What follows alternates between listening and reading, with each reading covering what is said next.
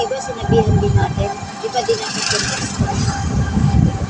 Kasi nga, di ba si Dambo pala nagsisi dati kay Angelo. Pinex daw niya, di binigyan ng gamot sa upo, sa baga.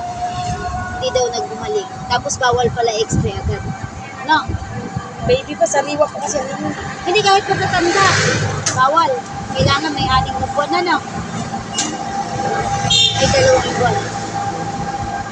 Bakit kaya ganun?